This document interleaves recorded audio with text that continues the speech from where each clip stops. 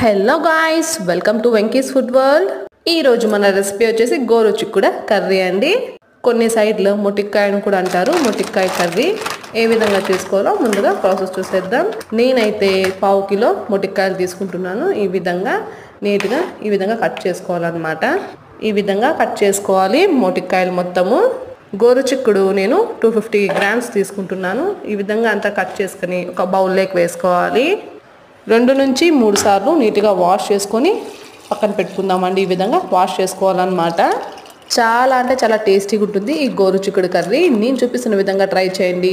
Taste అంటే tasty recipe. ఒక mixie jar తీసుకొని పల్లీలు ఒక 3 టేబుల్ స్పూన్లు వేసుకోవాలి. వెల్లుల్లి ఒక 6 నుంచి 7 వేసుకోవాలి. ఒక నువ్వులు 1 టేబుల్ స్పూన్ వేసుకోవాలి. టొమాటో పెద్ద సైజు ఒకటి వేసుకొని బాగా ఫైన్ పేస్ట్ చేసుకోవాలండి. ఈ విధంగా మిక్సీ పట్టుకొని పేస్ట్ లాగా పక్కన పెట్టుకుందాం. ఇప్పుడు కుక్కర్ తీసుకొని అందులో 1.5 టేబుల్ స్పూన్ ఆయిల్ వేసుకోవాలి. ఆయిల్ హీట్ ఎక్కిన తర్వాత ఆవాలు 1/2 టేబుల్ స్పూన్, జీలకర్ర 1 టేబుల్ స్పూన్ వేసుకొని వేగిన తర్వాత ఒక పెద్ద ఆనియన్ కూడా ఇందులోకి వేసుకోవాలన్నమాట. ఆనియన్ బాగా వేపుకోవాలన్నమాట. మన ఛానల్ని కొత్తగా చూస్తుంటే లైక్ చేయండి, షేర్ చేయండి, సబ్స్క్రైబ్ చేసుకోండి మరిన్ని టేస్టీ రెసిపీస్ కోసం. ఆనియన్ వేగిన తర్వాత ఎండుమిర్చి కానీ పచ్చిమిర్చి కానీ వేసుకోవచ్చు అండి, మీ ఆప్షనల్ అనమాట.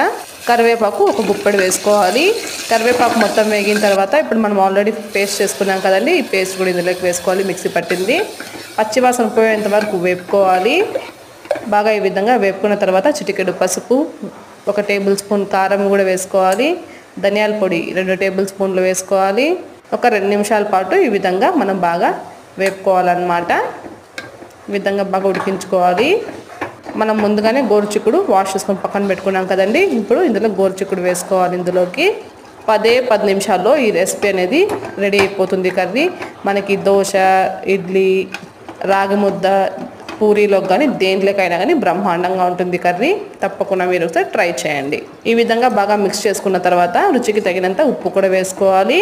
రుచికి తగినంత ఉప్పు వేసుకున్నాక మనకి ఎంత నీళ్లు కావాలో అన్ని వేసుకోవాలండి. థిక్ కర్రీ కావాలంటే కొద్దిగా వాటర్ తక్కువ వేసుకోండి, కొద్దిగా పల్చగా కావాలంటే కొంచెం నీళ్ళు ఎక్కువ వేసుకోవాలండి. ఇప్పుడు ఒకసారి టేస్ట్ చూసుకోండి, ఉప్పు కారం సరిపోయిందా లేదా అని. సరిపోయిన తర్వాత విజిల్ పెట్టుకునేసి 2 విజిల్లు వస్తే చాలు. ఎంతో టేస్టీ అయినా గోరుచిక్కుడు కర్రీ రెడీ అయిపోయింది. లాస్ట్లో కొద్దిగా కొత్తిమీర వేసుకొని ఒకసారి మిక్స్ చేసుకుంటే టేస్టీ రెసిపీ గోరుచిక్కుడు కర్రీ రెడీ అయిపోయిందండి.